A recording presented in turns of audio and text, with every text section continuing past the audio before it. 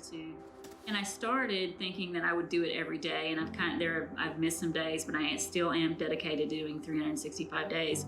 And what started it is we decided that we wanted to sell our house, and I found myself living in the future. Like, when we sell our house, I will do this, or my ministry will be better, or it'll be easier for me to meet people and do disciple work.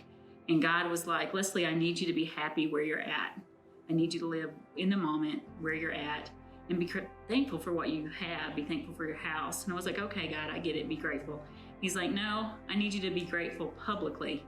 And I'm not really a big social media person. I don't really post a lot.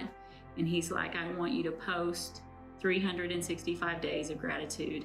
And I was like, okay. And more even than just, hey, I'm thankful for this, or I'm, instead of listing stuff out, but to really sit down for 10 minutes a day. And so that's why I did it, just because, number one, I felt like I was living in the future about what would be great and what would be wonderful, instead of being, present and thankful for what I had. And because God said, hey, I need you to do this. So when I started, I wasn't really, I don't know what I was expecting. I really wasn't expecting too many people to read it. I wasn't expecting too many people to say anything, but I will get text messages that say, hey, you haven't done a grateful post in a little bit.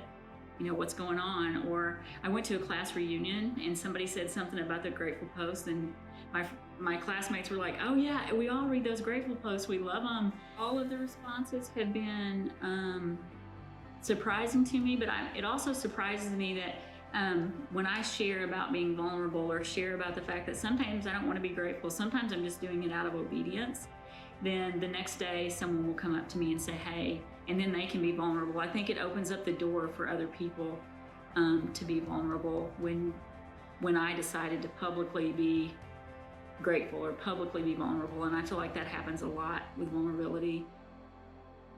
He's changing me from a Job to a Joseph, where I'm no longer focused on, oh, poor me, or how it affects me, or what's going on for me, to, how can I serve others and how can I further his kingdom? That's the best way for me to describe it, I think, is it takes me from a Job to a Joseph.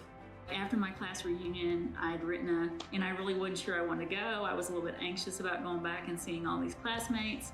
And I posted about that feeling and about being awkward in high school and all of these things. And I was surprised at the response of people that I would have thought would never have been awkward, to say, hey, I felt that same way in high school, or I felt that same way when I was a teenager, or even as adults now come in and say, hey, I didn't feel too awkward when I was in high school, but I feel awkward now. So I think that was the one that surprised me the most. And not even classmates, like just random people come up and say, hey, I get that. That's how I felt as well.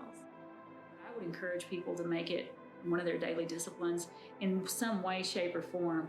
If you need to set an alarm on your phone to just pick one thing to be grateful for, to list it out. You don't even have to write a paragraph or be witty.